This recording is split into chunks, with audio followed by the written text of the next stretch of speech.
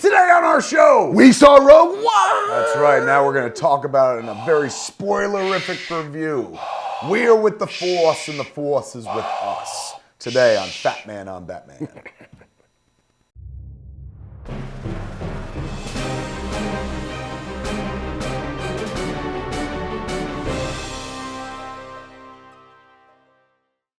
Welcome to Fat Man on Batman. I'm Kevin Smith. I'm Marc Bernardin. Oh, my Lord. We're going to review the fuck out of Rogue One. A Star Wars story. Thank you. Well, they didn't put that on the screen. On the movie I saw, Marc Bernardin, I saw the same movie with you because I saw you and your lady right in front of me.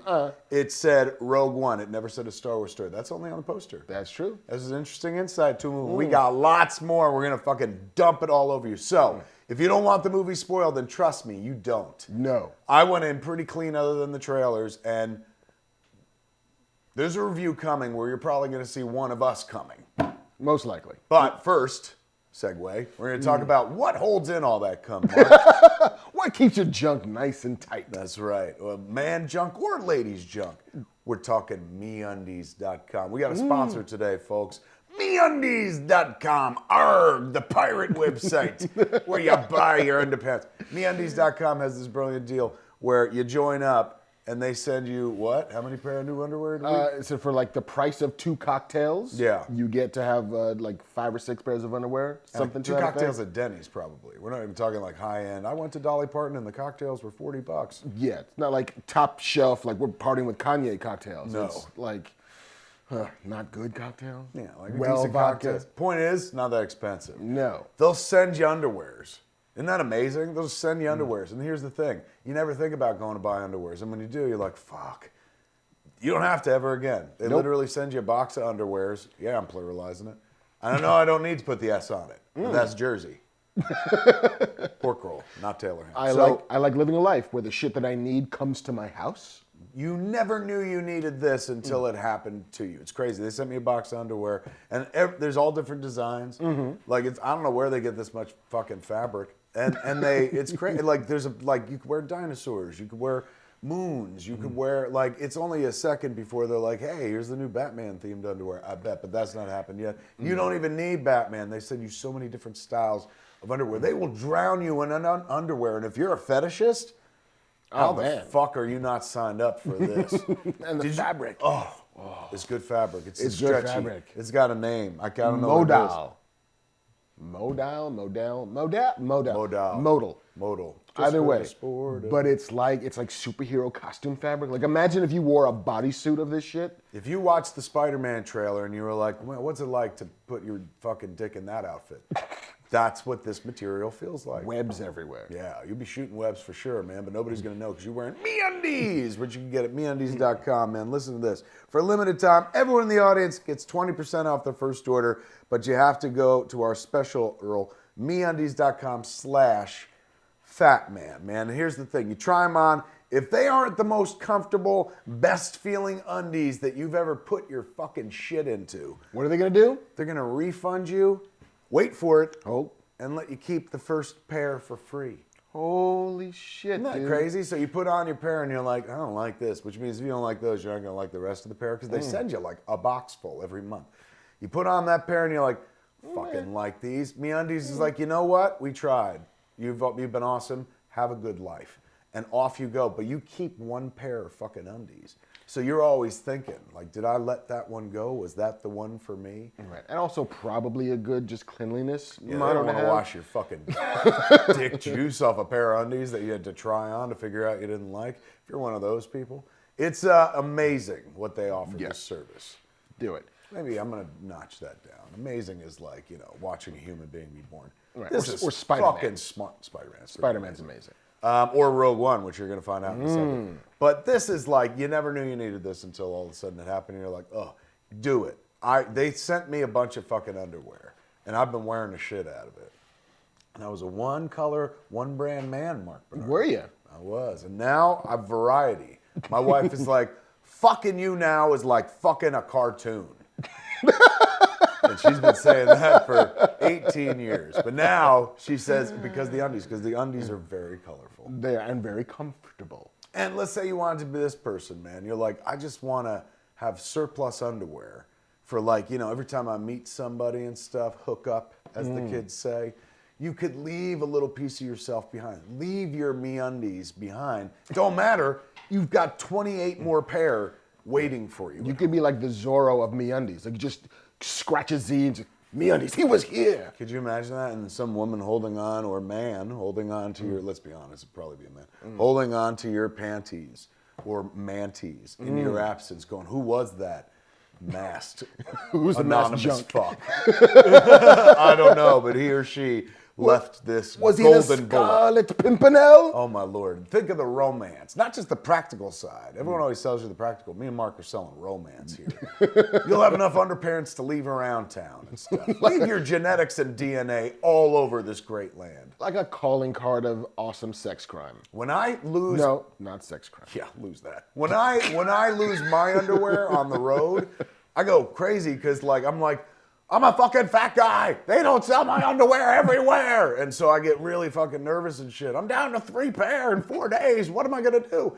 Don't worry about it. MeUndies, I pack a whole fucking bag of underpants. And on the road, I give them out. On stage, I'm like, pa-ching. Like Tom Jones, but There the it other is. way. People are like, ew. They all let it drop in the middle of the floor, and then a custodian comes out, picks it up with gloves and shit. You like the Punisher with a MeUndies cannon, just...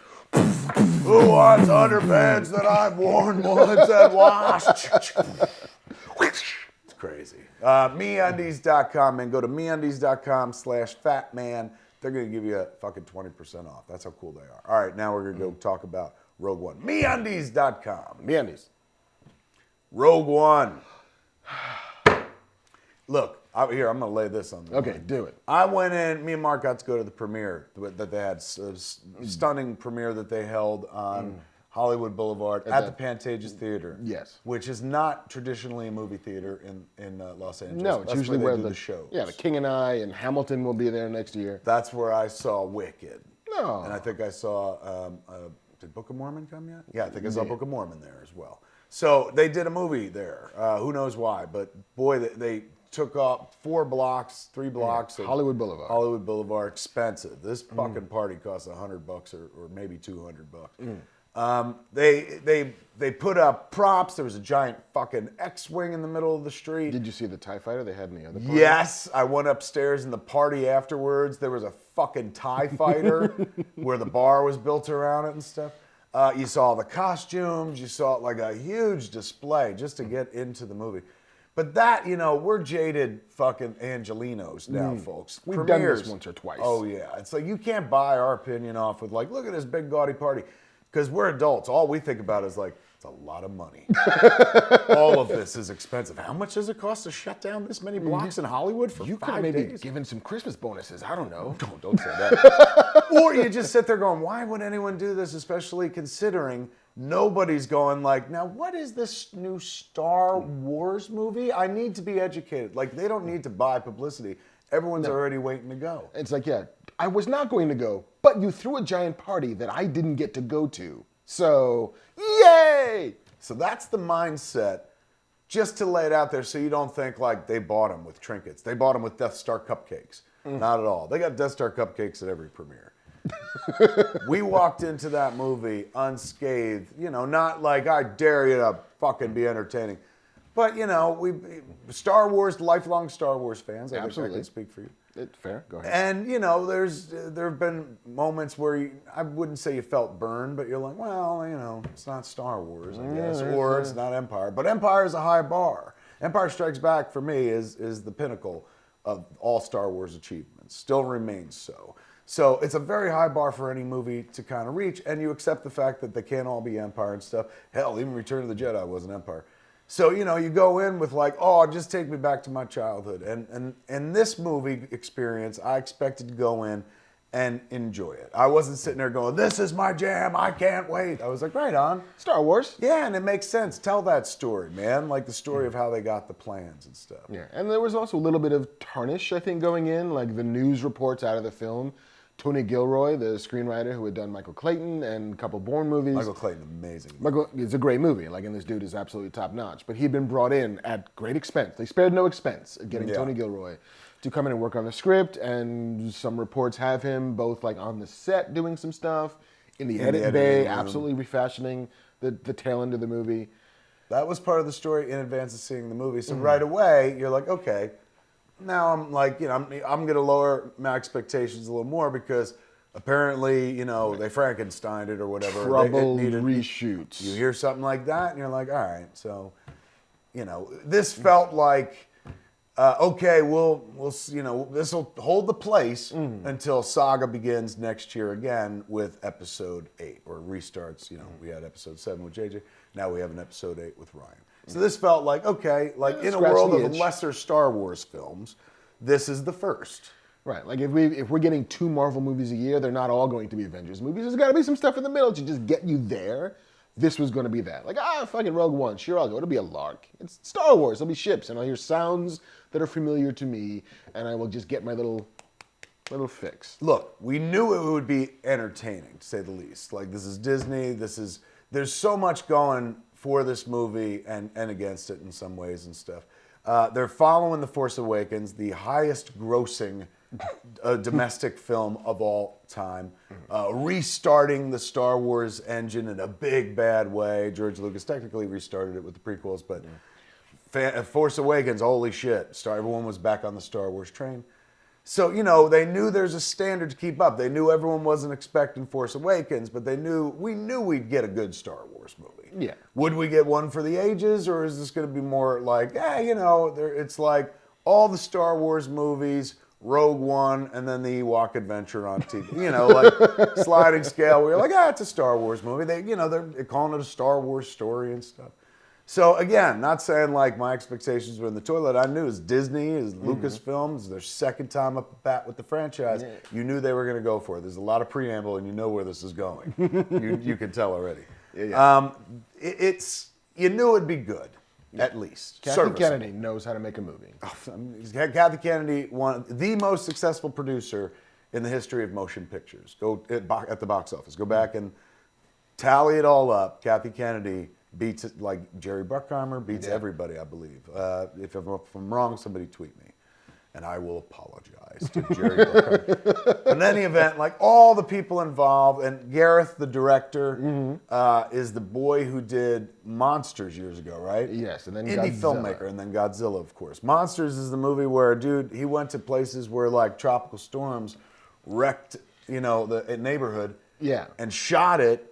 And then built a story going like the monsters came through here, so it looked like a disaster movie, and then had a few big monster effects, but very minimal, kind of like echoed in that Godzilla movie where it's like a lot of shit going on, and then you see Godzilla for like. It was very contained. I think it was a story about a guy who's got to go south of the border, where it's like the demilitarized zone of monsters roaming loose in Mexico, and to retrieve a woman whose father had hired him to go do so.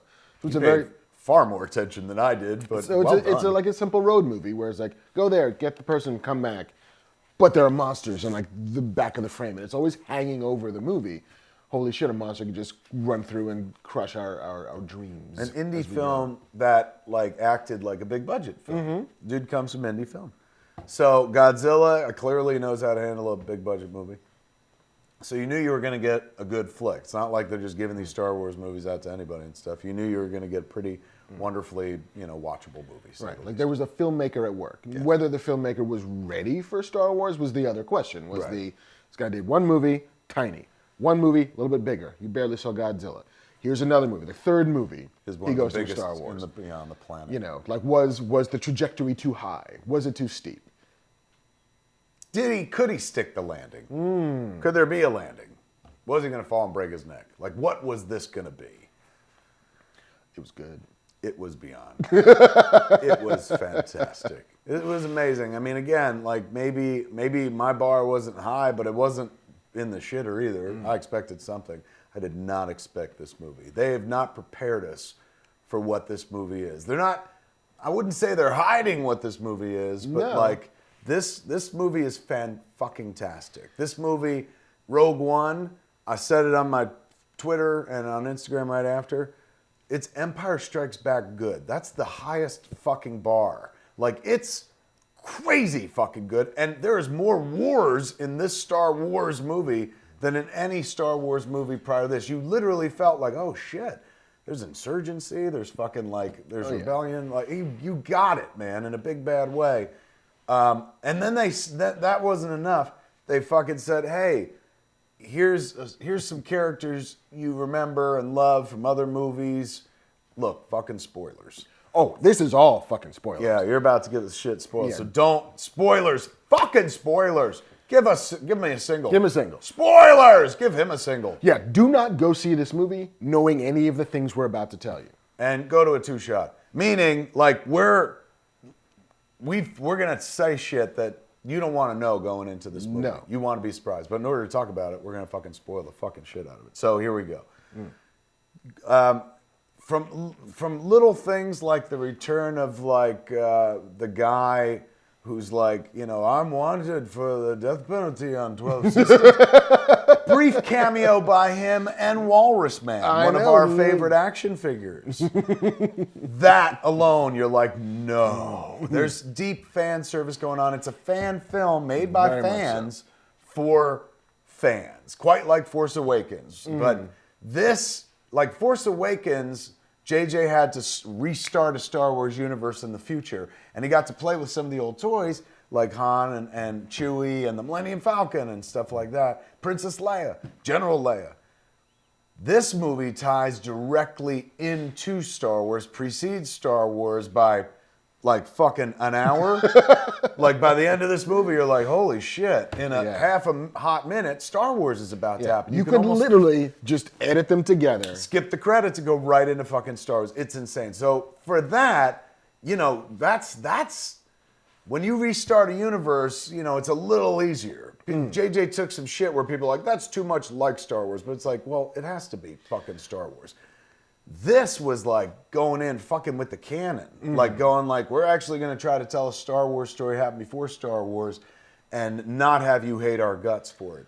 And so because that material's got to blend so fucking seamlessly, and it does. It's crazy how fucking good this movie is. How you sit there going like, they should have called this like episode 0, or like rather than just be like a Star Wars story. No. It's fucking saga good. Yeah. Like better than most of the saga movies, I'll be honest with you. And they play with the mythology, but not fuck around with it, but just bring in elements, things that you never thought you'd see. They're not telling you, we'll tell you right here, Grand Moff Tarkin's in the fucking movie. Grand fucking Moff Tarkin. And he's got more screen time in this movie than he had in Star Wars, and that's not a criticism, that's a great thing. Yeah, like Peter Cushing alive was in a movie less than digital Peter Cushing in this movie. And digital Peter Cushing is a wonder. There's a few moments in this movie. There's not a lot of digi effects. They're very much, it's a practical movie. You see, Yeah, I mean, for of the course, most part. when there's a giant fucking AT-AT coming at you, you can pretty much be... Star Destroyers are not actually hovering over a planet. But they go to locations. Like, even my kid, and she's not like film savvy, but she's fucking more film savvy than me, because she's like, as we left, she's like, they didn't shoot much of that on a green screen, did they? And I was like, well, I mean, AT-ATs. And she goes, yeah, but they can add those in post. Like, I'm like, oh, you're right. Which one of us is the director?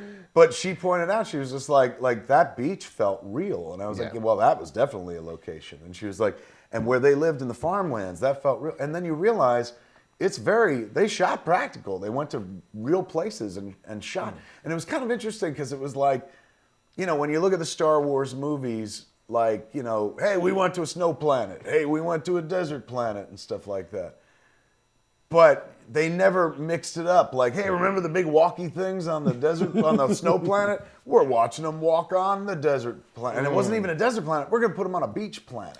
Yes. For like all you kids who grew up in Hawaii who had an AT-AT when you were young and you played in the beach on the water and you were like, how come they never did this? They fucking do it! There are palm trees around stormtroopers. Getting crushed by AT-AT feet. Oh my God, it's fucking splendid. You talk for a while, I've been rambling. All right, so let's go back to the beginning. Let's walk our way through this movie, which you have probably seen. You should have seen before you listen to this. Yeah, unless you're like, I ain't intending to see this for 5 years, then you can watch this. But you should watch the movie before you watch this. But this is out before the movie comes out, so be careful. We'll drop the Thursday-ish. Yeah, Thursday night we'll drop this. So it opens with a very Inglourious Bastards feel. Yes. Which is... And it opens with a long time ago in a galaxy far, far away. Then boom! And you think it's going to be like, bam, the fanfare and the crawl, but as we all know going in, they said, we're not doing a crawl, it's not a saga movie. So a long time ago in a galaxy far, far away, and as Mark said, bam, we jump into a movie happening.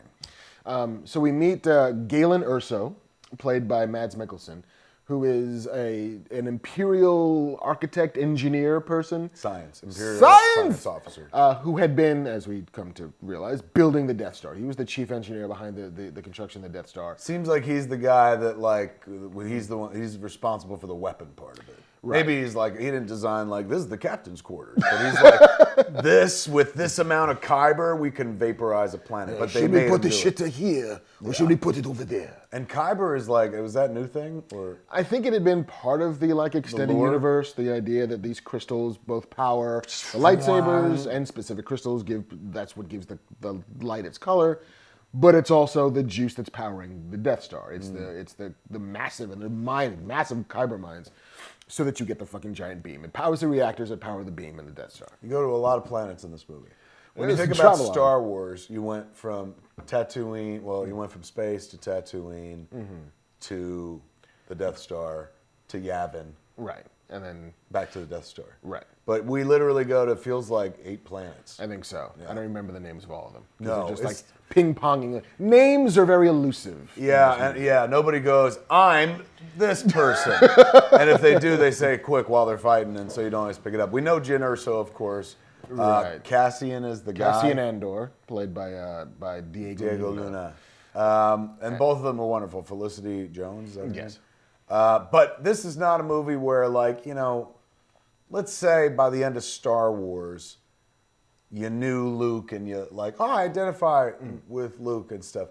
They don't go long and deep on character in this movie. And I'm not saying that's a bad thing, but and maybe it's because the Star Wars names of old are Luke, Han, Leia, right, Chewie, easier to process than Chimit Imwe.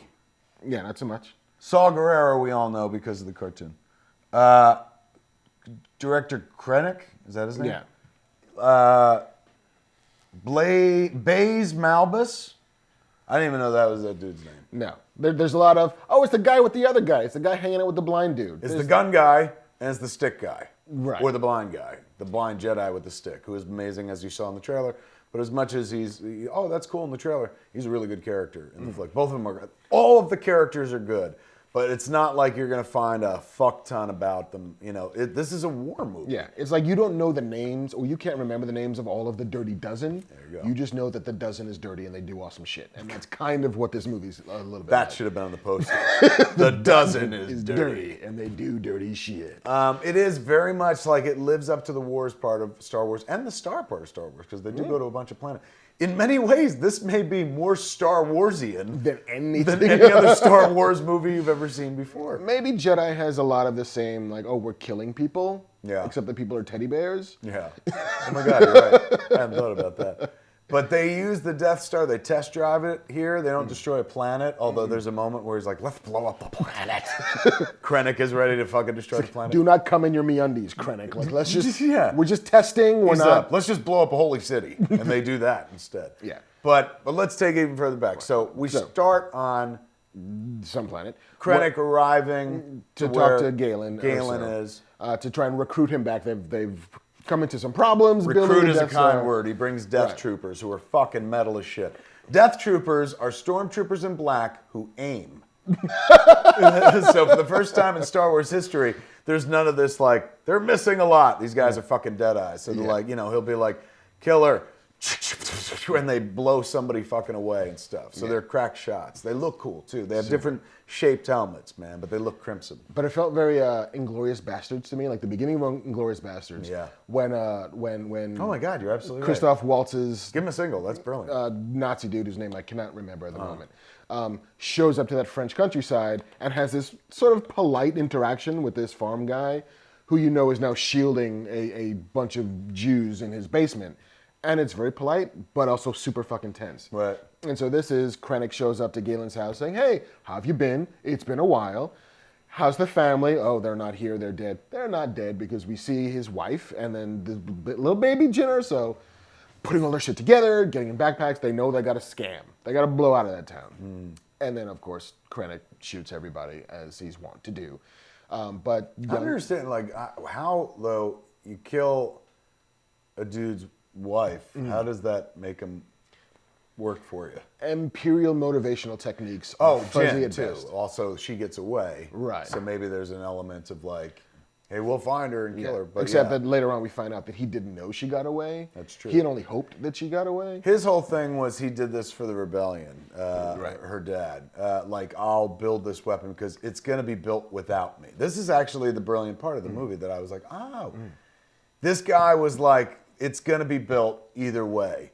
But if I build it, and they never say this until later in the movie, if I build it, I could build a weakness into this Death Star. Which, that was one of my favorite fucking parts. Wasn't it? Like that, I'm almost glassing up now because you're like, octillion-dollar fucking technology, porthole takes it out. Has always been kind of one of the weaker elements of the Star Wars mythology. The more video game elements of like, oh God, we got it right in the right hole and shit. Right, like, and how did that hole exist in the first place? We now know why it existed. It was intended. Yes. It's a fuse, they say. Because we had always been like, you know what, maybe you guys should design a massive super weapon that a 6-year-old could figure out the massive flaws in. Now we know why there's a massive flaw. Because the 6-year-old who grew up to be...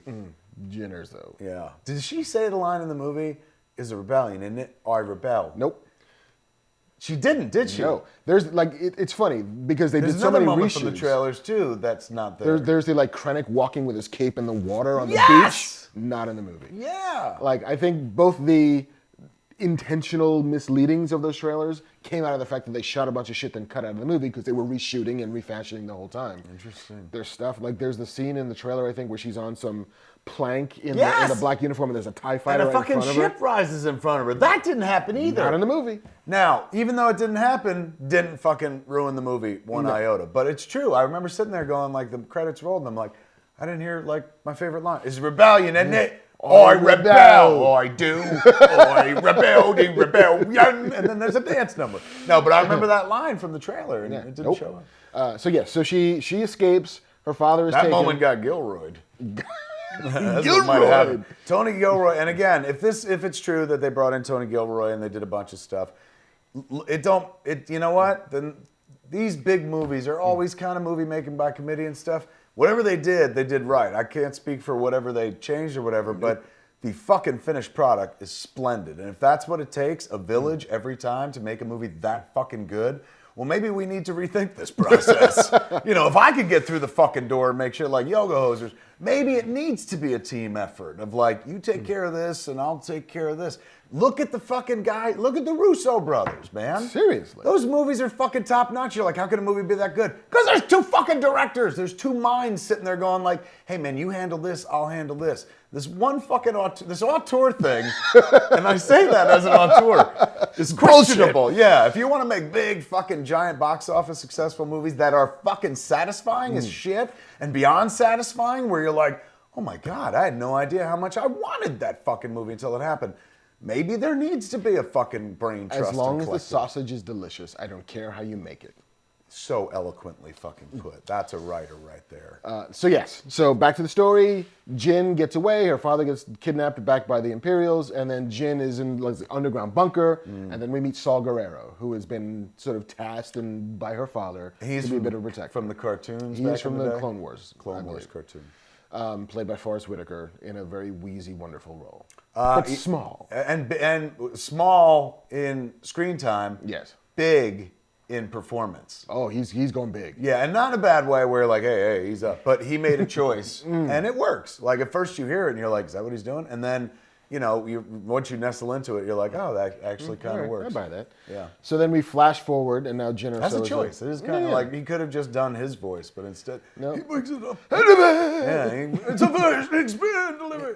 But it's cool. He's like almost Darth Vader because he's also. I thought the same thing. He's like he's like the slightly less extremist, good version of Darth Vader. And he has breathing problems. He's got the breathing apparatus. He's mostly robot. He's got 2 robot feet. Oh my God! I didn't even thought of that. You're right. That's fucked up. And he's also like they set it up that he's splintered from the rebellion because he was too extreme. Yes. Because he was like, oh no, he wants to go places the rebellion is not willing to go. He's going his own way. He's got his own rebel faction on this planet of Jedha, which had been apparently some Jedi stronghold. It looks like, well, I mean, the Jedi Temple that was in the prequels was on Coruscant. Yeah. So maybe this looked like a planet of Jedis because there's a big, when you see in the trailer or picture somewhere online before the movie, I saw the fallen Jedi Jedi Temple statue in the desert.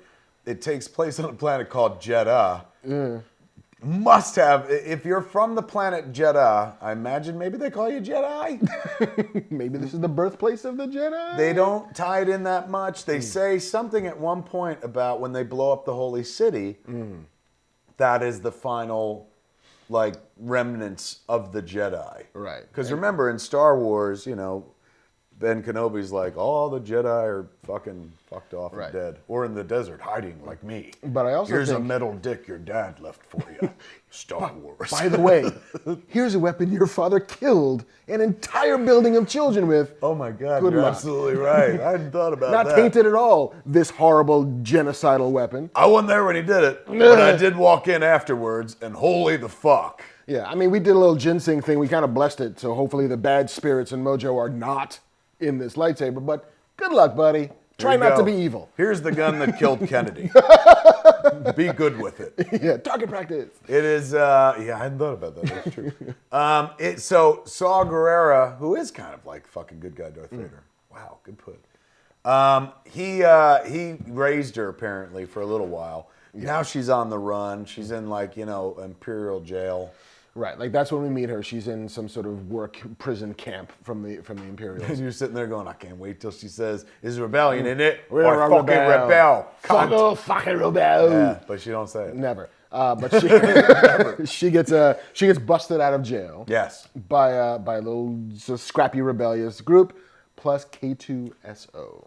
Oh my God. Voiced by Alan Tudyk, our man, Alan Tudyk. Who I saw right before I went into the flick, man. I was like, big night for you and stuff like that. Gave him a hug and shit. Had I known what I was about to see, because they underplay him in the fucking trailers, man. Yeah. He's the fucking star of the show. K2SO, is that what it is? Yeah. Fantastic. He's a reprogrammed Imperial droid. So he's kind of like Marvin the Paranoid Android. Yes. A little bit Like, from Hitchhiker's Guide. Hitchhiker's Guide. Mixed with, I don't know, he's all gallows humor. Yeah, like they explain it up front by saying, oh, he says everything that comes into his circuits. There's no filter between what he's thinking and what he says. So it's always like, So oh, they're I don't like, like you know, you if we at hit all. the shield, we're going to die in the vacuum of space. And then he goes, I can survive in space. You people can't. Very, very funny, man. Like, really funny. Every time he speaks, you're like, you lean forward and then, like, well, we'll talk about the ending later on. Yeah. But fantastic add to the universe. I'll be honest with you, a lot of these characters are fantastic adds to the Star Wars universe, man, additions. In terms of like, oh my God, I can't wait to see him in more movies. And as the movie, and you know going in, it's like going to see the Titanic, where you're just like, oh my God, Jack and Rose found each other. I hope they live together forever and ever. And then Did the ship not sink? Oh, Apollo 13, I bet you they made it to the moon, right? somewhere in the back of your mind, you're like, this ain't gonna work out, is it? Yeah, I've never heard of any of these characters. Yeah, I didn't before. see these fuckers in Star Wars or the second Star Wars. It's like, and since George isn't like monkeying with shit anymore, they're not going to digitally insert these guys into the Star Wars movies. They might not make it out of this movie. Didn't they just say there ain't gonna be no Rogue 2? So you know going in, you're meeting with that's why it feels like a real war movie. Yeah. Like in Star Wars, every once in a while you're like, oh fuck Porkins or whatever. You lose someone who you kinda knew and shit. But you never lost your big badge, you never lost your Luke, your Han, your Leia. They made it all the way through. This is one of those first Star Wars movies where they're like, Oh shit. don't grow attached because we're gonna create some cool ass new characters and then you'll never see them again. Yeah, this is like the anti-Lord of the Rings, where everybody walks to fucking Mordor and makes it home. Yeah. And Nope. and they make 9 movies of it. Yeah, no, not so much That's what's here. kind of brilliant about this movie. Most big budget movies are engineered to keep going. I.e., like once you've built your infrastructure, let's get a sequel out of this. Fuchs, they're gonna love these characters. I mean, I fucking love that droid so much. They spun him off into his own fucking movie. I'm there. Like he's their fucking Groot and Rocket as one. It's kind of fucking nuts.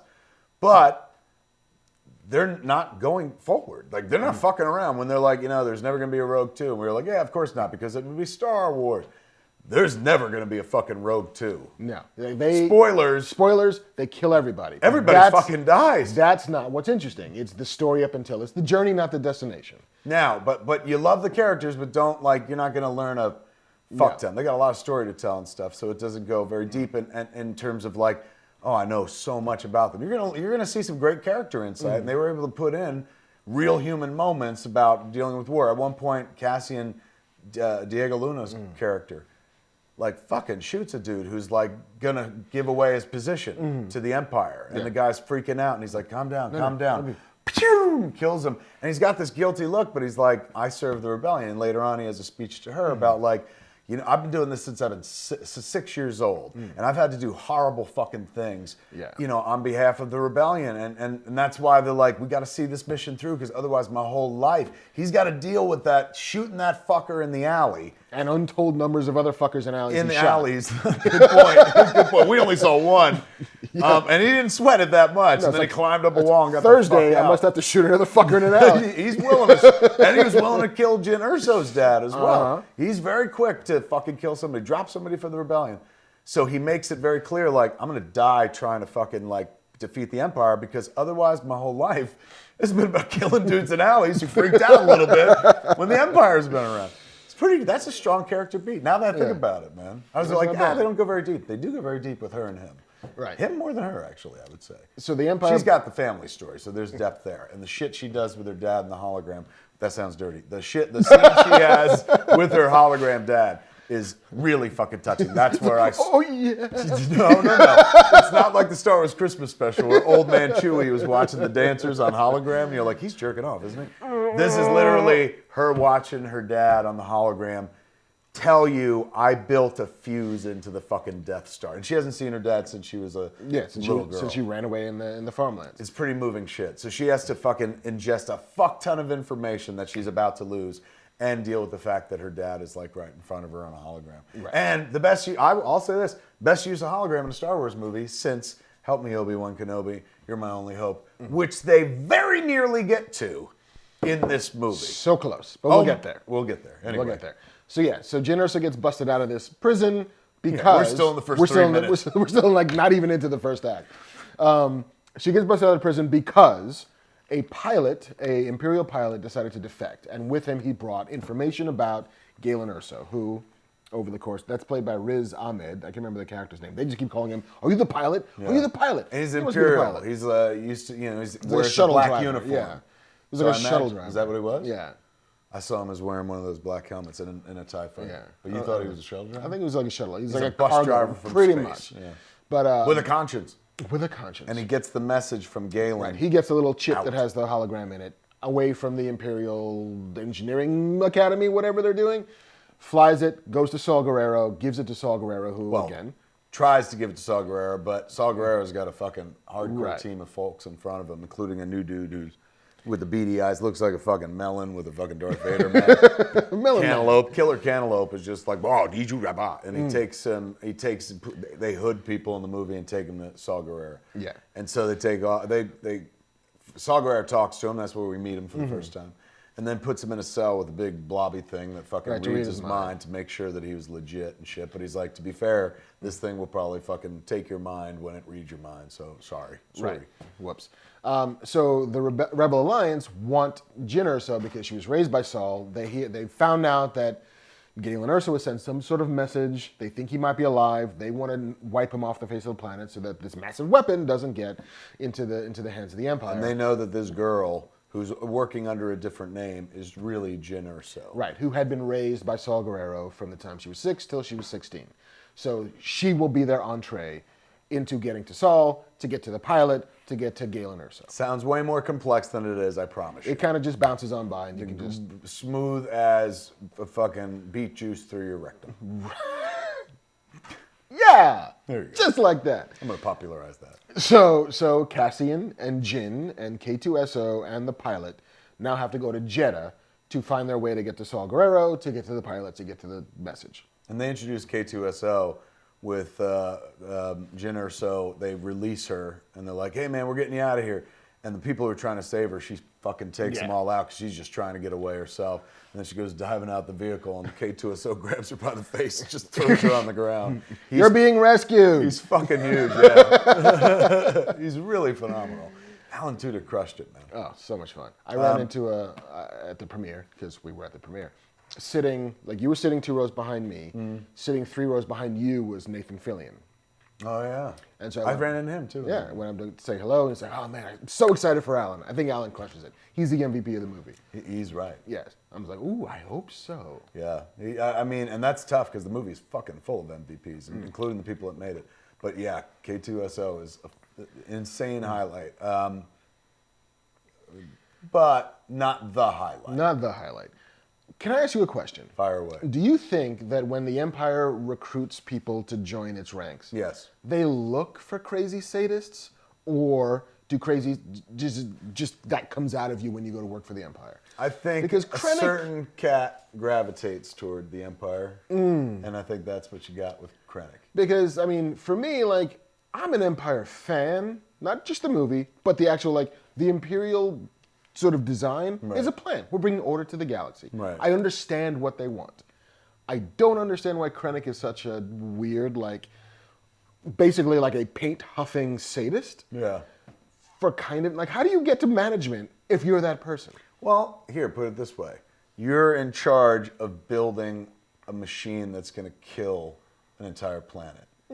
Not everyone's... You need somebody who's like, I could give a fuck less about you, that person, truly a sociopath.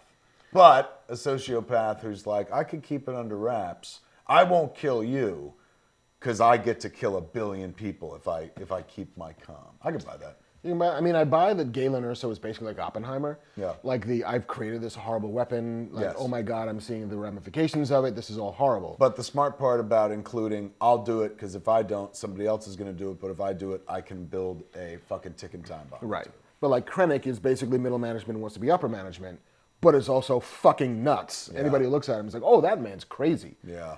Why It's does- pretty intense. Why does the Empire bring so much crazy, and how do they? Because they're a bureaucracy. Bureaucracy doesn't seem like it brooks that much crazy. I mean, I know people who've been fired from jobs because they're crazy. Are we talking about recent cabinet appointments or Rogue One? I think that's the point. Ever so subtle, that's what we're trying to make. But anyway, so yeah. Back to the fun. Back to the movie. So Krennic seems to be just hell-bent on getting, like, why is he hell-bent? Because he's a believer. He wants He's a to. believer? He clearly wants to kill 1 billion people.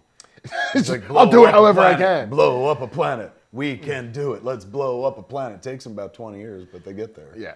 So he has heard about this defector pilot and decides that he wants to get him back for, I guess, reasons. He wants to find out what they sent too. They're not quite sure what went out there. Yeah. It's a little foggy. Just like the rebellion's not quite sure what message went to Saw Gerrera. Yeah, but I don't think Krennic knows at that point in the movie that Galen sent a message. Like, he doesn't do that until he goes to the rainy shuttle launch platformy thing. Good point.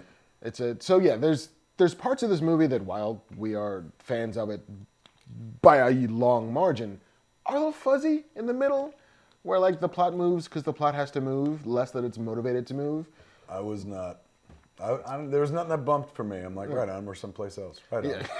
Yeah, it's only now that I'm thinking about, like, why is he there? Why does he want? Has the Kyber production slowed down, and that's why he shows up to goose the troops into mining more Kyber? Maybe. Or goose-step the troops. Goose-step the troops.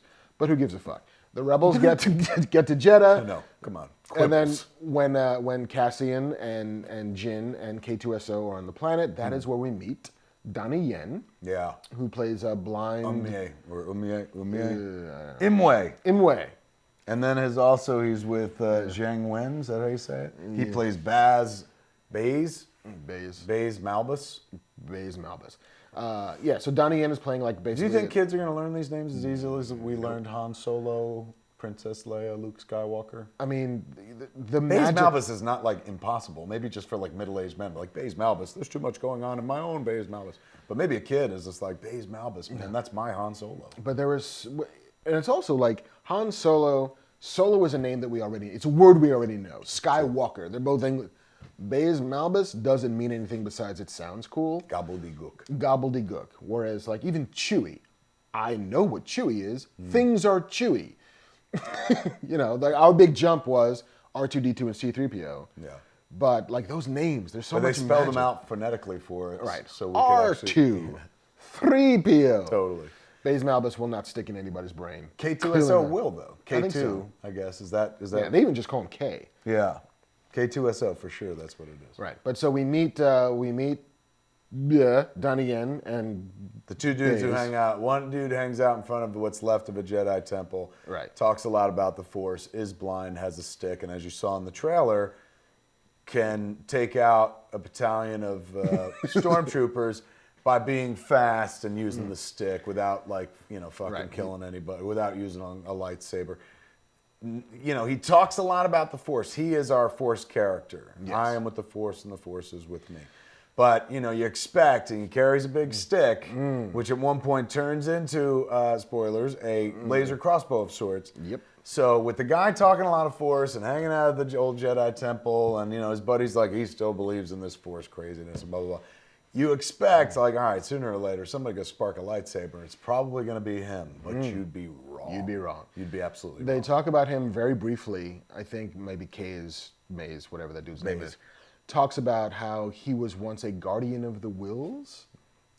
Did they say that? They did say that. In the Journal of the Wills? As in the journey of, yes. Oh my That God, they are I'm gonna the- cry. For those that don't know that shit, that's George Lucas's original title of Star Wars saga was like, what was Luke Starkiller in the Journal of the Wills?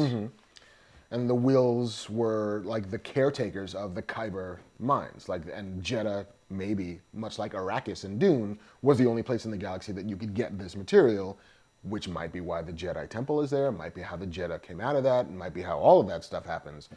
And so that is kind of why Jedha is so important. How, like, do you know how tough it would be as a storyteller to not want to tell that story in the middle of that story? Like, Yes. because you just got me where I'm going like, oh fuck, is that what it is? So they literally could have done a whole movie and probably can and will. They're like, look, we got a lot of time to do this shit. But that's true, man. Yeah. Like suddenly you're like, that's another layer that you could go and do a whole fucking flick about. I would watch a 10-episode miniseries about the fall of Jedha. Like the Jedi Last Stand. Sir? I would like to buy your miniseries. For $25. You have my money. Fuck you, but that take would be all my money. amazing. Oh my God, that'd be fantastic. Just 10-episode war show about the Jedi's Last Stand. And I'm sure they're like, fuck you, we'll do a 10-movie series. You're like, all right, whatever, but Slow down, just all do it right. before I drop dead, please. I want to see it all. Oh, it's fucking good storytelling. That creates the opportunity for more good storytelling, which Yes. Star Wars itself did. Clearly. All makes sense. So yes, there's a whole big rebel action, and then our sort of cluster of our crew is together. Yes. Finally, and we meet Saw Gerrera, and then we get this awesome scene where Jyn Erso gets to see her father for the first time. The hologram. The hologram in like 20 years. Saw Gerrera was like, your father left you this hologram. He's very memorable. He's very memorable. And she watches it and is all the shit we talked Right. about. And He gives her the information. So, well, it wasn't to her, was it? It was just in general? Yeah, because he doesn't think she's alive. Yeah, he thinks she's dead. He's like, but on the off chance, Saul, that you know where she is, can you get her this message?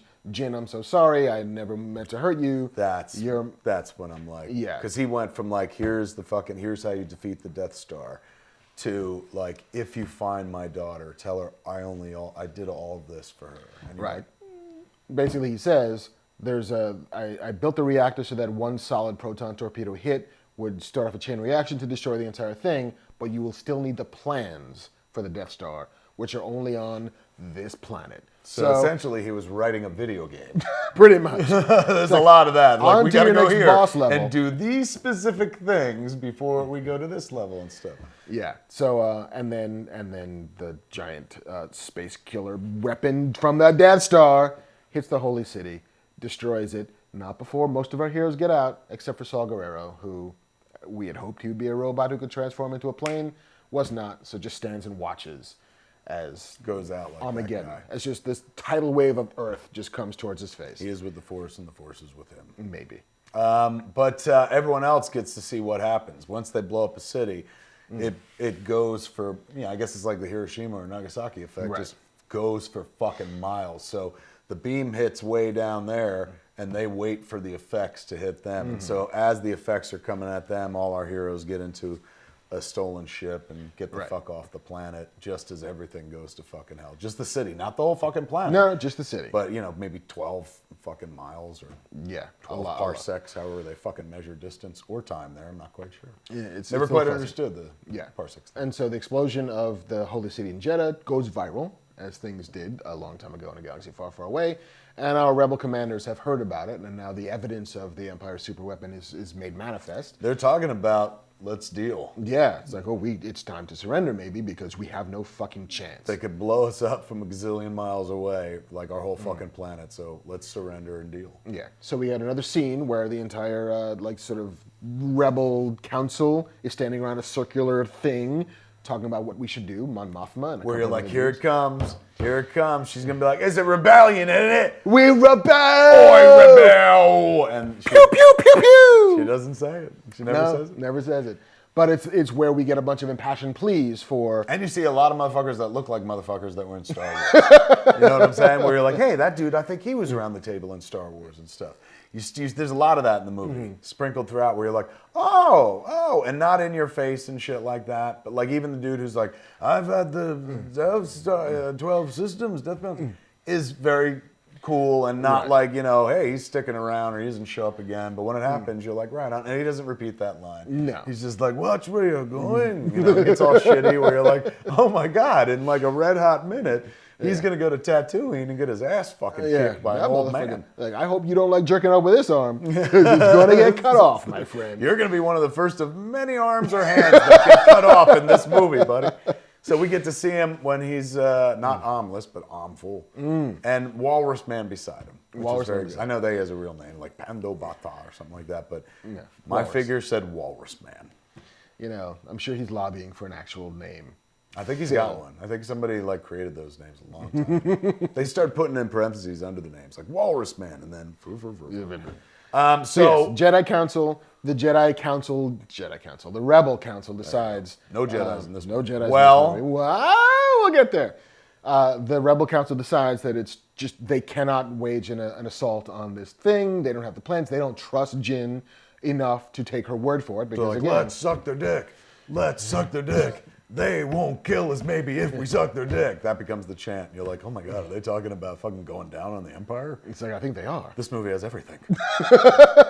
They decide to kind of go like, we can't fight them, so let's surrender and shit. But Jin and Cassian and our ragtag fucking group and a bunch of red shirts. Yeah. To be fair, it's not like 4 people against the Empire. They get like 20, 30 people. They get 20 people, let's say. Yeah, like it's not quite the Magnificent Seven. No. It's it's more than the Dirty Dozen. Yes. But it's like the North Dallas 40. That's what it should say on the poster.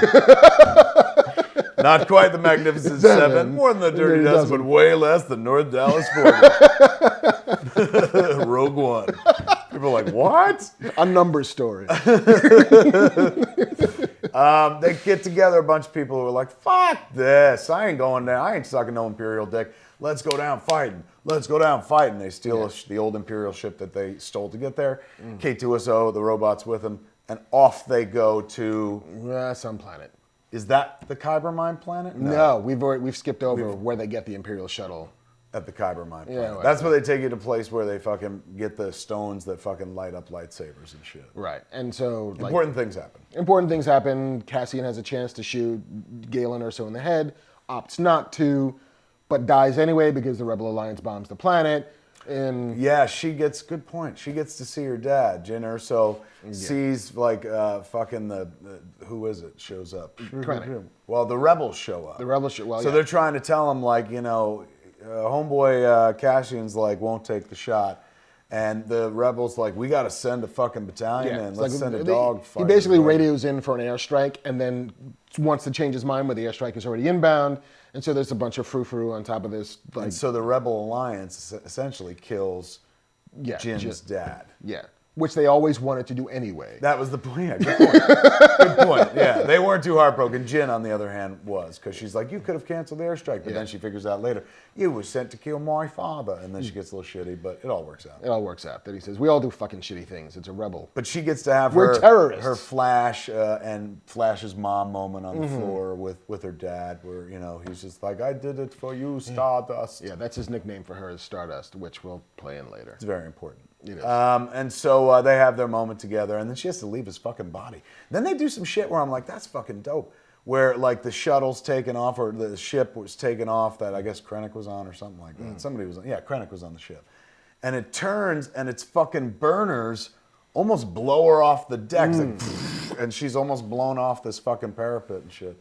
And then she has to leave her dad's body. It's kind of sad. Yeah.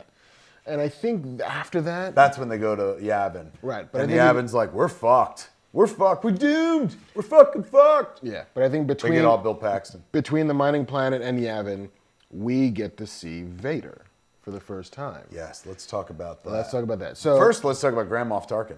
Yeah. They introduce Grand Moff Tarkin, and you're like, holy fucking shit. Like, you start to get it. They're behind a guy who's got the Peter Cushing hair, and we know we're a minute from Star Wars, so you're like, I wonder... Oh, they're going to fucking have a Grand Moff Tarkin standing there, and you're not going to see his fucking face. I don't even think he's grand yet. I think in that one he's just Moff. He's just Moff Tarkin. He ain't so grand. Well, he'll be grand in a minute. So, basically, he ain't your grand, Mark. He's your grandpa, Mark. No. Moff Tarkin. He turns, and it's Peter Cushing come back to life through the miracle of the same shit that made Robert Downey Jr. look like he was in Less Than Zero in Civil War. Is that the movie? Yeah, it is the... Like, we've seen the progression. Like, the digital Jeff Bridges for Tron Legacy was kind of the first time that we saw, like, a for real legit young version created by CG that can almost maybe kind of pass. Still a bit in the uncanny valley. It's a little bit there, but moving towards it. Yeah. And then young Robert Downey Jr., which was still a little plasticky and... But looked fantastic. That one was very convincing to me. And then this one is like the zenith, the refining of this particular technology. Where they literally bring a man who I think passed in the year Star Wars came out, if not very close, back. And this time he's got more screen time than his character had in Star Wars, man. And he holds up. Like, they go in on him. They don't fuck around where they're like, we'll just do it from the back and shit. They'll go in on him. He talks. He can react, and right there. And, you know for a fact. You're like, well, it's certainly not Peter Cushing. He's dead. No. But you're like, that's pretty fucking convincing. And the first time they do it, you're like, that's fucking cool. Like and that's all you think they do.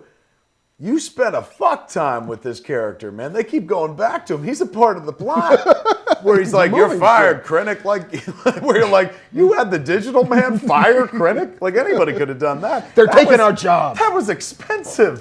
They spent a lot of money on fucking Grand Moff Tarkin. It's nuts. And so he's a big part of the fucking plot. And at one point he goes, I'll have Vader handle it. And you're like, oh shit. You realize it's been about an hour into the movie and we still haven't seen Darth Vader. And you're so engrossed in the film that you don't think about it. Like once he said Vader, I was like, oh yeah, where's he? And you meet him, like they've got this amazing fucking chamber. Like, this bit in Empire where you just see meditation chamber, the big meditation that he chamber would sit in. With his helmet off. Here we see like the weird, almost Michael Jackson-y meditation bath thing. And you see the lava burned, the man in agony under the suit. Yeah, the guy who has to wear the breathing apparatus and the head off in a back-teen bath, like kind of like Luke on Hoth. Like, that's what I love about the movie. There are little callbacks throughout to the movies without being like, hey, remember the guy from the bar who cut a motherfucker's arm off? At one point, Cassian's wearing a coat, like on a planet that's not a snow planet, that looks like Han Solo's coat from Empire, and you're like, yeah, fashion wouldn't change that much. It's only like maybe. This is between now and Empire. What is that? 2 years? 3, 4, maybe. Like how long does the Empire have? How long is a Rebel alliance between Star Wars and Empire? It's kind of cool like that. A year, maybe. And then seeing Anakin Skywalker essentially. Floating around in this fucking bath and shit. And it's not like they don't go in on his face, but you get the fucking clear impression. You see like the Crimson Guards on either side. Oh, that was dope. The Emperor's Royal Guard just standing there and shit while he's fucking bathed, because that's where he's at his most vulnerable. He's still got the Force, but he doesn't have his breathing suit, doesn't have his armor or anything. Doesn't have arms. And then the bath fucking empties, and you're like, we're going to see some Vader dick. But they cut away, which was probably burned off. Which Look is at why those he's so crystals. mad. Oh, shit. So those crystals. Look at this kyber crystals.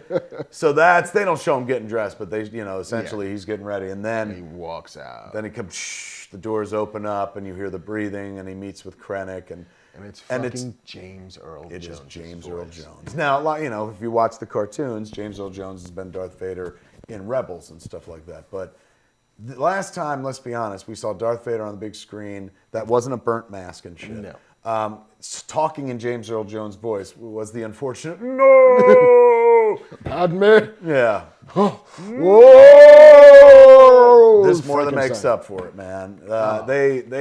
They reclaim Darth Vader in this movie in a big bad fucking way and turn him into the greatest cinematic villain of all time once again. He became a fucking plush toy at a certain point, especially because they showed you his backstory and how Anakin Skywalker, a wounded little boy, becomes the fucking most hated killer in the galaxy and shit.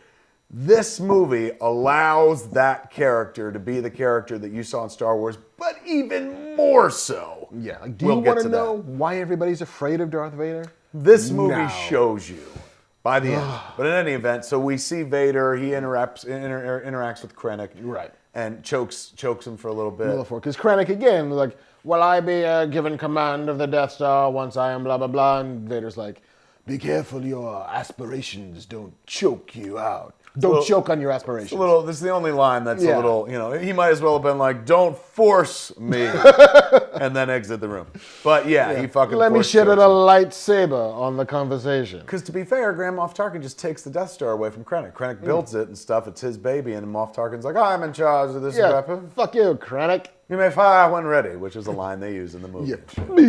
Oh my God, all of that shit. It's like porn if you like these movies, particularly Star Wars. The guy in the fucking, turret in Yavin with the gun that follows ships and shit like that. He's like the rage finder, maybe? He's like, oh, you're too close, too Exactly. close. He's got to be some sort of fucking navigator or something like that. They're air traffic control, a little ATC action. The worst job in the Rebel Alliance. Yeah, it's like, can I fucking be involved in the fight? They're like, you track the plane. No, can we put two guys up here? It's really fucking lonely. I'm up here like 9-10 hours a day. Can't even get Wi-Fi up this high. Like, that makes Phil, no sense. You know what you did, Phil. You know why you're up there. Here's your can. Fill it. So, little shout-outs and moments. Of course, little droids in the Imperial world, little mouse droids and shit. Power droids on Yavin and stuff. But never like, look at this porn shot of this thing you remember from childhood. It's not a bunch of member berries, as South Park calls it. Except there is a sort of obligatory shot of R2-D2 and C-3PO as they watch the stolen shuttle leave Yavin. Didn't expect it. Didn't mind it at all. Wasn't like this feels shoehorned in. You're sitting there going, oh, it makes sense. Bail Organa is there. Mm-hmm. And that means, and also knowing where this movie goes, you're like, oh shit, you gotta have them teed up. Yep. They gotta be on a ship soon because in a minute, they're gonna be like, goodness gracious me, and fucking potting off. In fact, there's a line in this movie where they're like, check all the escape pods and make sure they're ready to prep all the pods. About the Rebel Blockade Runner, which is a money shot in the movie. Rebel Blockade Runner shows up, and you keep at a certain point, you're like, oh my God, I know exactly where this is going, and I'm so fucking happy about it. I'm not sitting there going, I predicted this, because you couldn't fucking predict it. But at the same time, there are elements where you're like, we better fucking, if this is where this movie's heading, we better wind up on that Rebel Blockade Runner. The first time they show it, dude, you're like, oh, there are so many. Get ready to lose your voice in this movie because this was me throughout the movie quite a bit. Chris Hardwick is sitting right in front of me, him and his lady. I kept kicking. I told him about the fucking flick. Sorry. Kept kicking his chair because I'd be like, oh, oh, like just moments like that, like where somebody fucking just where you come like spontaneous, oh, and shit. There are 26, 30 of those moments, and that's like when they're you may fire when ready is one of those moments and shit. But even fucking bigger stuff. Yeah. Like, Vader. Vader coming into the movie, we knew it from the trailers. Mm-hmm. So you see him in, you're like, right on. It's classic Vader and shit. Sounds like James Earl Jones. And even the costume is just as weirdly rubbery and awkward as it was. The helmet's a little shinier than it was in Star Wars, but it's pretty fucking close. Yeah. And, he chokes a motherfucker out and shit. So right on, standard Vader and shit. We got it. But you never think about, I didn't, and I'm a storyteller. That's why I'm embarrassed. I should hang up my fucking storytelling, directing fucking thing if I didn't see this coming. You don't think the movie's so engrossing and there's so much going on, man. Again, it's a true war movie and shit. We haven't even gotten to the fucking tropical planet with the fucking AT-ATs on it and shit. No, like we're getting that. there though. We're getting there. But I'm just gonna point out, we still haven't seen anyone spark a lightsaber in this movie. No, we haven't. And you don't give a shit. The whole Nope. time you're like, oh my God, fucking look where we're going, look what we're doing. Because it's manifestly not about Jedi. No. any No. And there's a reference or two, like, the one guy, Imwe or whatever, is all about the Force and stuff, but not like trying to convince. He's not shoving it down others' throats. Nope. Like Ben Kenobi and shit. Like, fucking join the Force. We're like, come on, old man. Because at this point in this narrative, the Jedi are gone. Yeah. They're off the table entirely. There's a reference at one point by Bail Organa, who's played by Jimmy Smits from the prequels, which was fucking dope. A very nice kind of like, hey man, it's not your fault. Come on in and shit. You didn't do it. You didn't do it. Innocent bystander. You're a survivor. Join us. So there's a moment though where they kind of refer to. Yeah, it's like, how about our friend in the desert? Well, he's still in hiding. It's like, where you're like, oh my God, I know who that fucking friend did is. they get Ewan McGregor for this? It's only fucking one. Well, it wouldn't be Ewan McGregor. It would be like, did they get Alec Guinness for this? Which after you see Grand Moff Tarkin, you're like, oh, anything's possible. Anything, all bets are off. We may see old Ben Kenobi and stuff. Spoilers, you don't, but guess what? It really fucking doesn't matter. No. There's a reference to it though. It's cool, like reference porn. Like remember back in the day when, like in Batman Forever, he was like, the circus must be halfway to Metropolis by now. And you're like, oh my God! They just acknowledged Metropolis and shit. Shared universe! Now we live in a world where they predicate marketing campaigns on like, they know each other and they're friends, or are they? Right. They fly on the same plane to Korea on. There are lots of moments like that, but never pulls you out of the movie. No. Doesn't feel like jerk-off fan service. Feels like elegant fan service. Feels like, fucking welcome to the first class fucking airlines of fan service. You're gonna have a very comfortable ride. You're gonna sit in unbelievable seats. We're gonna serve you incredible fucking food, show you the best fucking movie and stuff. And we're gonna make a 14-hour flight feel like 2 hours. And you're gonna want to take that flight right away again. That's how good the flight's gonna be. That's what this Spool movie's it. like. So they go to the fucking tropical planet. They go to the tropical planet where it's where the Empire has all of its data, because apparently they store it on a planet with a giant tower and an antenna dish on top of it. And a big shield. Because again, the Empire is big fans of shielding planets from shit. And they don't want their data getting out. Right. This movie is all about the importance of encrypted data. It is. It's like the firewall movie. Rogue One, a Star Wars firewall story. Rogue One, a cautionary tale. Essentially. It's just basically I went home and backed up my fucking computer and put a little sticker over the fucking eye hole and shit. This is that kind of movie. Yeah, so there's like a giant shield around this planet that has a little gate on top of it that's guarded by a squadron of TIE fighters and a bunch of Star Destroyers and all of that shit. And so our heroes and their stolen Imperial shuttle decide, we're going to go down there. We need to break in, steal the plans of the Death Star, and find a way to get it out. Now, this is where this movie's been sold to us as like, it's a heist movie. And this movie is far from a heist movie. This is a war movie. Totally. This part of it isn't even very heisty, where it's just like, we got to be clever and use a little person to go through a thin pipe. Like, it's literally like, we got to land. I'll start shooting. There are moments where it feels like Saving Private Ryan more so than a Star Wars movie. In a good way, where you're like, oh fuck, this is serious. Yeah. Like these, first time we were introduced to this world, and it's called Star Wars and stuff, and ships fought in space and shit.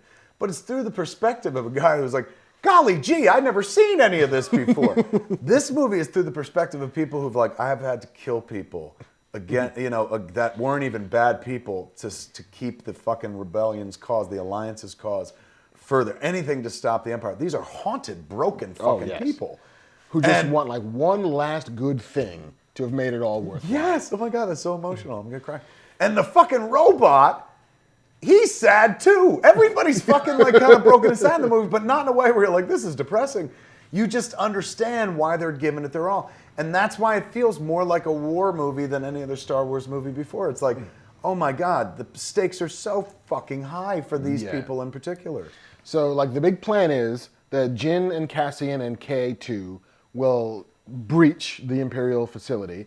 They got costumes. They did the awesome trick of, we're going to do a security inspection onto the shuttle. Here's a couple of stormtroopers. Here's a dude with a gray hat. They walk on, bam, bam, bam, steal their outfits, and then walk back out and walk in. And meanwhile, the other members of the North Dallas 40 are supposed to just blow shit up. Yeah, they're supposed to go spread out and set as many bombs all over without blowing them up. Just set them, get them ready to go for the moment they pull the trigger. They're like, go. Right, because they need a distraction. Like there's 58,000 Imperial stormtroopers in this facility. They all need to get out so our bad guys can get in. So their job is, everybody else's job, is to make as much like racket and noise and cause as much death as they can before they die. Their jobs are to die loud and expensive. They know they're not getting out. If they can get through the shield, you know, because like what happens if the shield closes? They're like, then you know you're kind of fucked. So they got through on an Imperial ship, like faking their way through and stuff. But once they're in, the shield closes. They can't really get back off. Once those explosions start, they close the shield. But also once those explosions start, the rebel headquarters says, oh shit, there's apparently an invasion of this planet. We should go and support them. Yeah. Or better yet, one of the admirals, one of the Mon Calamari dudes, are like, you know what? I'm taking my fucking fleet and my fighters, including, which was maybe my favorite part of the entire movie, you get Red Leader and Gold Leader from Star Wars. Like the footage from fucking Star Wars with those two guys. Cameos you weren't ready for. No. And you're also, like, be in a theater where there's a bunch of fans. I don't know that you'd ever be in a theater without fans, but the fucking whoop that went up, the cheer for those guys who you're like, they weren't even on set. Like, those guys might be dead. Oh my Lord, it was incredible. Everyone was like, ah. At one point, Hardwood reached back and grabbed my leg, like for support. Just ah! There's so many moments like that during the movie. Even when, like, they even do a little subtle thing where there was a Red 5 who dies to make it clear that there's room for another Red 5 to be Luke Skywalker in A New Hope. Oh my God, I didn't even notice that. That's tight. Like, Red 5 going in. Ah! Hey, look, there's a ship now. He died on the shield. There's a call sign for Red 5 open. They'll need that in about a month. I know a guy. Yeah. Oh, it's fucking wonderful. So they're down on, just like I think we talked about it before we started, kind of like the end of Return of the Jedi. I didn't realize, you're right. There's a couple battles going on at once. There's the one in space as the Rebel Alliance starts attacking the planet. Right. There's the one on the ground. Constricted by a force field that they can't get through. So they're trying to bust the force field and stuff. And they find a great way to do it. It's fucking dope. And something you've never seen before in a Star Wars movie. And you're Get like, me a brilliant. Hammerhead Corvette. Oh, he's fucking. So down below, our three K2, Cassian, and Jin in various costumes. Well, K2 doesn't have to dress up. He is an Imperial droid.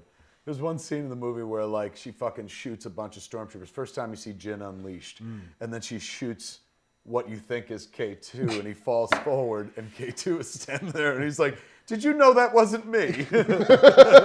He is fucking Two Dick rules this fucking flick. So they break in costumes and whatnot, as previously mentioned, get to the digital archive. And, you know, it's a video game. They have to kind of look all the information up, control handles that, you know, this will climb up there, but we're going to have to pull it out ourselves. One choice for $1, basically, at the thing to make the big crane get you the plans. You have been chosen. You got to be really good at it and shit. But the plans they eventually get are the Death Star plans from Star Wars that just show the globe with the dots on it, like primitive 70s kind of digital effects and shit. It's really sweet. A lot of the movie looks like Star Wars, like just...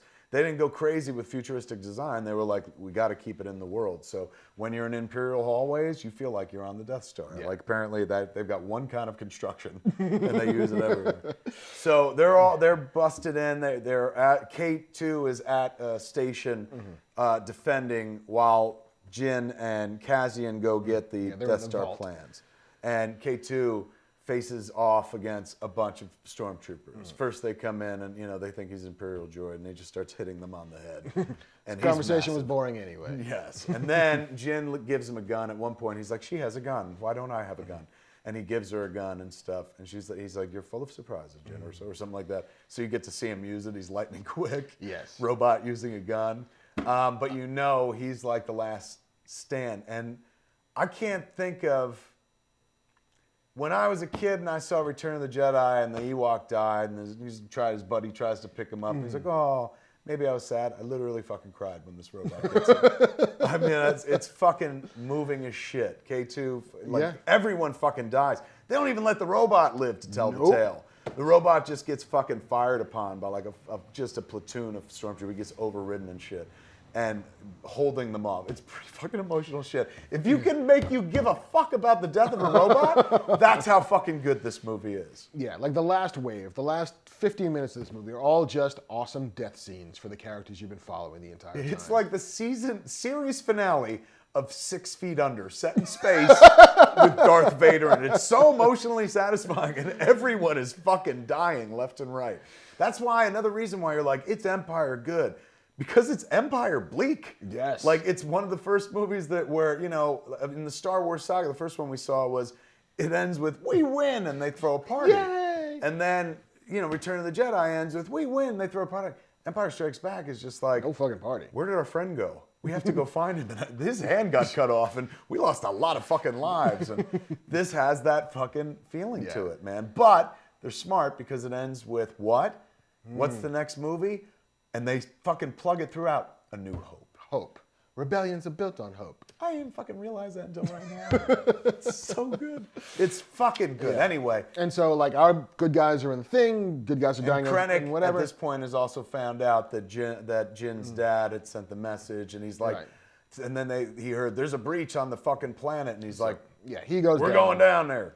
And meanwhile, while he goes down... Acting is way better than that by Ben Mendelsohn. We go down there. We're going down there. But what's nice about Ben Mendelsohn is he's very natural, too. Oh, very much. So it doesn't seem like... Even though he had the demeanor and carry of an Imperial Guard, he didn't really, when ready. Like, he sounded more like Joe Natural. Yeah. But not like, hey, over there, hit the button. He's from the Queens. No. But Digital Tarkin orders the Death Star to in orbit around this planet. Selleck, maybe? I can't remember the name of it. Yeah.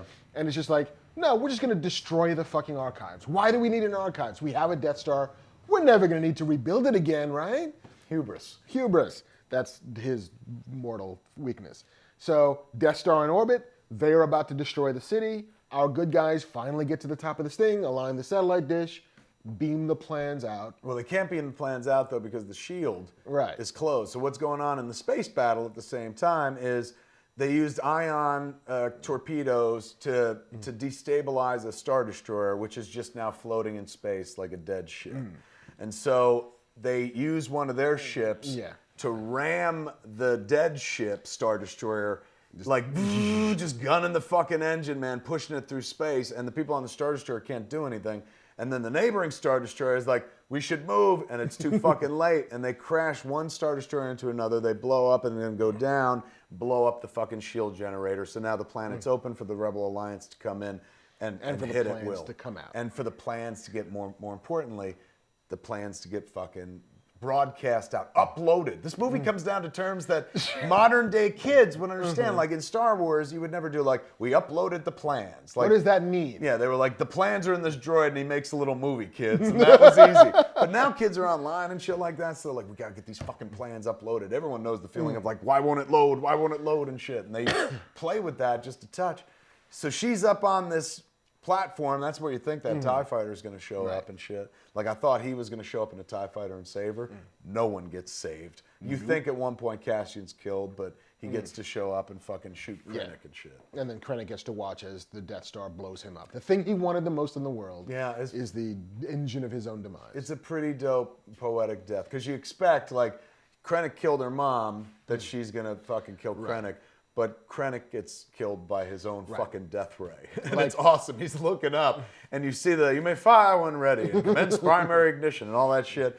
And the fucking lasers meet and blast, and you see the beam coming at him. He's like, oh, shiza. And the whole fucking thing goes up and stuff. But again, it goes up in a way where it goes up in the distance and travels towards you. This heat bloom wave of destruction is just coming towards us. And we get to see Jyn and Cassian making it out of the tower. But not making out. There's a moment where you're like are they gonna they're going to kiss. And it would have been like, there's no need. Like, are you kidding me? The only way you could justify that is like, in the heat of the moment of like, I can't fucking believe we did it. They kiss, but they didn't. They just look at each other very movingly because they know they're about to fucking die.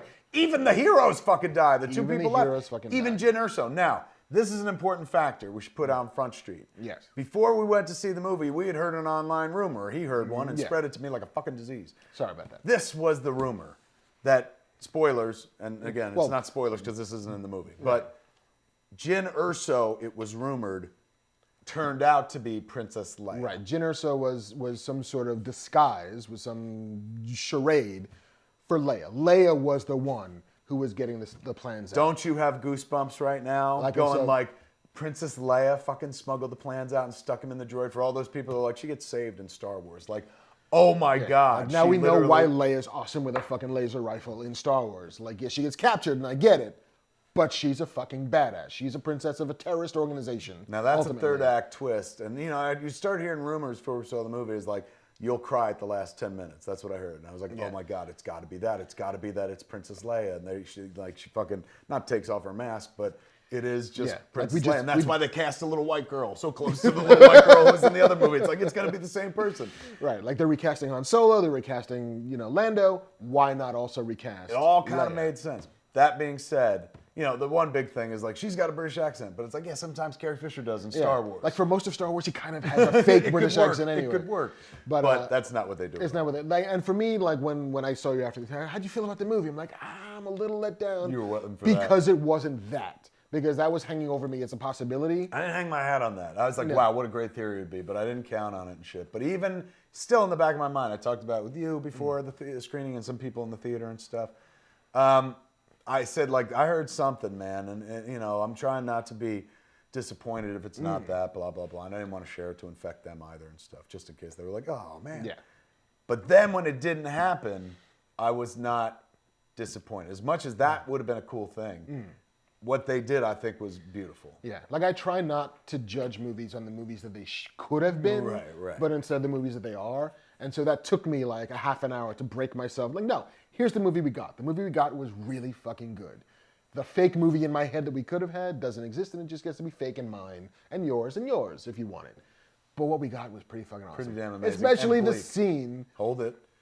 Kids on the beach, our two heroes, hold one another Watchmen style as the fucking nuclear bomb goes up and it gets, eventually the wave overtakes and they die. There's no way out. There's no like, beam us up, Scotty, we did it. Like, they fucking get killed and that's it. Yeah. And you'd think that was like, well, that's sad. Yeah. And it is sad. It is very sad. And you'd think like, what a bleak ending note. And that's not how the movie ends. Nope. So the plans go up to the sort of rebel base ship and they download. You forget, Rogue One's not necessarily about these people. It's about get those plans. Catch the pigeon.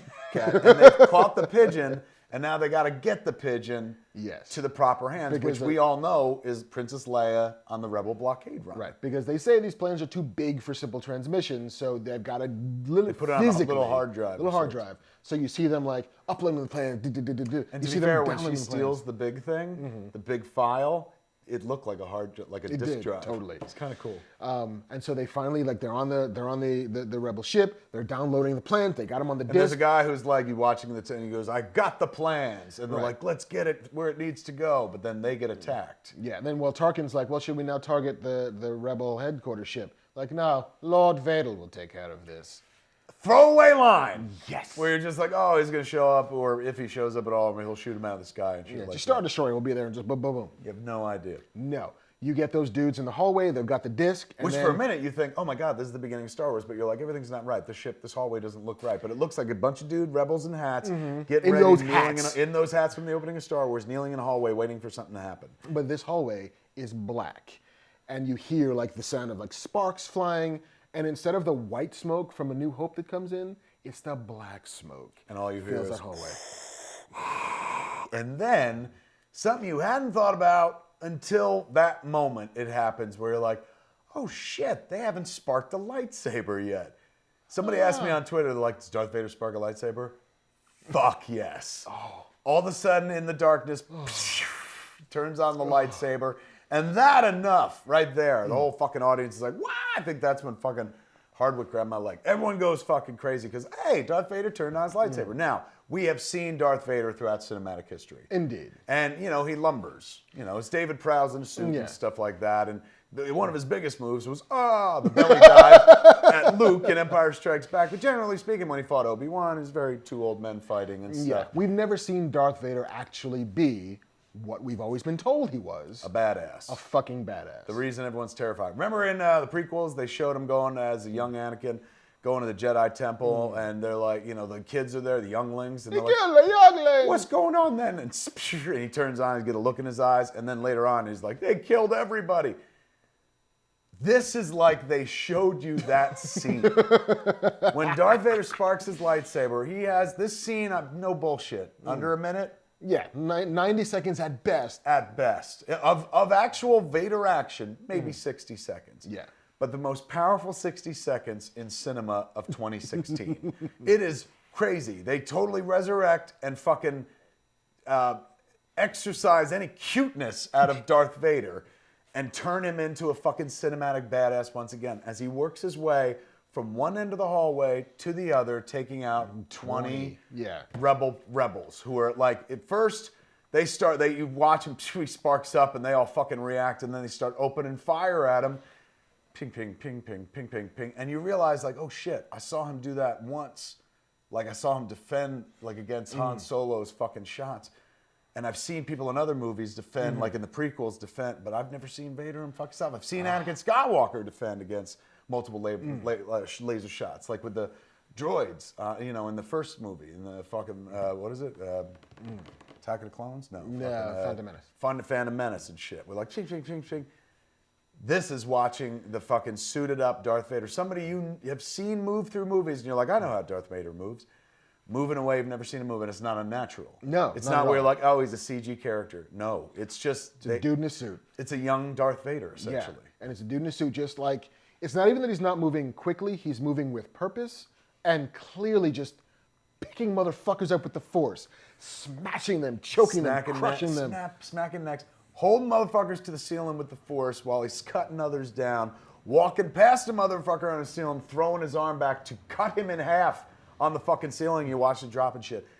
It is so fucking, I went, oh! And I started laughing out loud watching him kill fucking people because you're like, this is so joyous. You're filled with such joy, even though it's such a horrible Crimson act, because you're like, this is what movie making is, dude. Like, it literally brings you back to your childhood. And not like, I remember this moment from my childhood, but just it gives you the thrill that you had as a kid when you saw a movie for the first time, when somebody introduced you to an action scene or something like that. It had all the beauty of something you'd never seen before, featuring elements that you've seen many times, but a character doing something you never imagined he could do, but did do, but never saw on screen, and now they showed you. Yes, the thing you never knew you wanted. As much as you wanted it, you fucking get. It's crazy, man. It's fucking, it's astounding. And again, 90 seconds or less, but you know, the end of a movie is very important.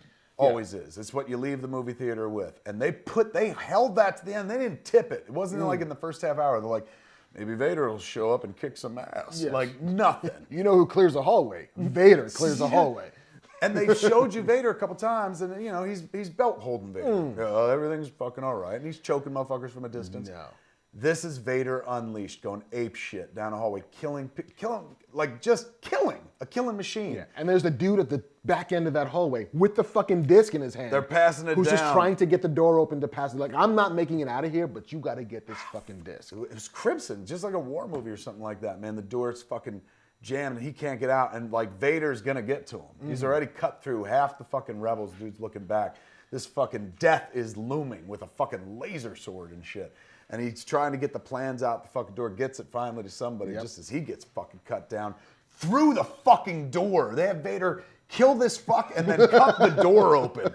With his body still hanging on the fucking saber. I know it's 2016, nobody cares about this shit anymore because it's not the 80s, but this is hands down the most metal thing you will see all year long. Watching Darth Vader take out a hallway of people like without losing a breath. You don't hear him go, it's all regulated breathing, man. Oh my God, it's fucking fantastic. And suddenly you sit there going, can I have a whole movie of that? And not like, oh, they should have been doing this the whole movie. It's just, it's breathtaking. I want that. They did something new that you didn't think they would do, and there it is. Yeah, and so the second to last shot of this movie is basically Vader standing out to space, just about, as the blockade runner.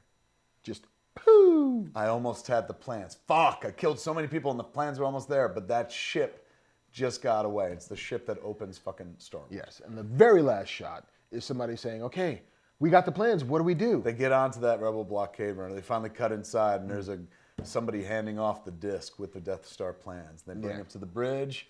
The bridge doors open up, and there's someone standing there wearing white, and you're like, holy fuck. How far are they going to do? Is it an actress? Is it a fucking, what did they do? And what looks like 1970s Carrie Fisher turns 19-year-old Carrie Fisher, basically. and says something about It says, like, what does this mean? What could this do? It's like, well, it's hope. Yeah.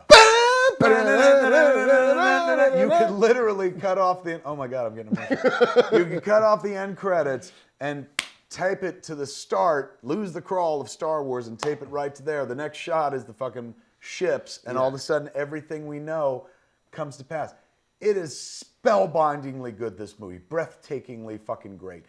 I went in looking for a good movie. Like, this is going to be fine. I'm sure this will be fine. Hey, Star Wars, keep it alive. We all love Star Wars. This burnt the fires in a brand new way. JJ relit the fucking furnace last year with Force Awakens. But again, they told a new story, which was like, oh my God, this honors the legacy and starts something new. This had a tough bar of clearing because you're like, we're going to go fuck with the thing that you love. And we're going to fuck with it so hard, and they did it in such an expert way. Yeah. It's like, it's Empire Strikes Back great, this movie.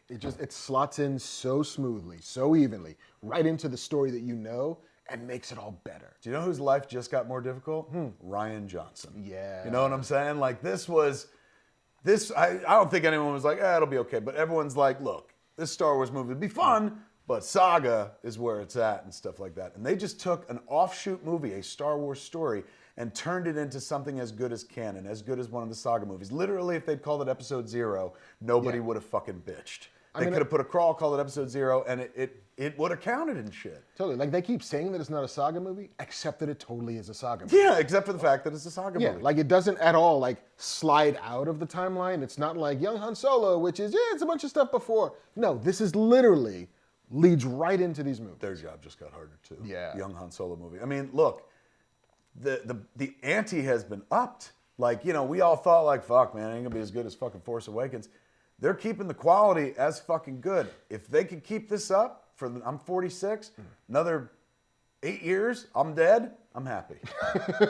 If they can keep it up for the next 50, maybe I'll try to stay alive if they can make a movie this fucking good. This movie renews your faith in fucking movies. And not just like, look, we all love big movies and like well-constructed things. This is something beyond that. This is a magic trick. It's an absolute magic trick. This movie had so much going against it. It had a great story, where you're like, hey, that'd be a cool idea for a movie. And all we heard was trouble, trouble, trouble. Yeah. Ain't no trouble here, man. If it takes a village to make a movie this good, I got to rethink this whole fucking career of mine, man. Start bringing in people. Tony Gilroy, call me. Clerks 3 could be better. I look forward to 45 years from now going to see a Star Wars movie with you, mostly robot. And I'll be walking on my Saw Gerrera feet. Going to be? We're seeing a new Star Wars picture, Marc Bernardin. Rogue 17. Yeah, fucking somehow they find a way to bring them back and shit. I'd be right there. If every extended universe Star Wars movie is like this, we're fine. Yeah. Some people, before I walked into the premiere, some guy was just like, journalist was like, do you think it's too many Star Wars movies? And I was like, oh, fuck no. I hadn't even seen this movie yet. Yeah. Now for sure, man. Like, I'm not even idealizing it. Like, oh, go Star Wars a year, man. If it's all this good, fuck yeah. Like this is a Christmas gift. Yeah, all of them. Bring it. You don't have to give me anything this year. You gave me this. Thank you. Thanks, Kathy. And Gareth? Gareth. And Tony. And Tony, hats off to everybody, man. And I met two of the writers. I met Winan, is that his name? He wrote the screenplay, and I met the boy who was not a boy, he's a man, who wrote American Pie with his brother. Oh, Chris Weitz. I met him. He wrote the screenplay. I gave him both hugs. I was like, you guys you did it, man. This is Empire good. And Weitz was like, holy shit, are you serious? I was like, oh, you fucking yes, dude, and you know it. Don't lie. Don't be that guy. Don't be that guy. Have a piece of American Pie. But yeah, the fucking, like, more of that, less of everything else, ever. Does that make sense? I think so. Probably. There it is, man. That is our gushing Rogue One review. Indeed.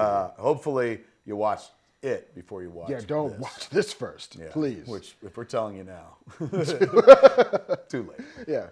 Post-facto non-spoiler warning. Go see it ASAP. I'm not saying go see it in 4D or any of these things. If you see it in 4D theater, chair moves and shit, that'd be mind-bending. I might have to do that for my second time. I think that might be the only way to kind of like match the wondrous joy of like, are you shitting me? This movie's this fucking good? Like, that's what you're feeling the whole way. You're like, no way. No way. No way. Like, this is crazy great. It's a great flick. So the only way to match that first viewing might be to be in a chair that blows smoke at you and fucking moves I've never around. done that before. This might be the one. This might be my cherry pop for that. It'd be worth it. There it is, man. Fucking Star Wars, Rogue One, a Star Wars story. Like, one of the great, I think the most fun movie, the movie I probably enjoyed most in 2016. Came in right under the wire, right before the year ended and shit. But like, I loved Civil War and shit. I had a great time. Suicide Squad. Some people didn't.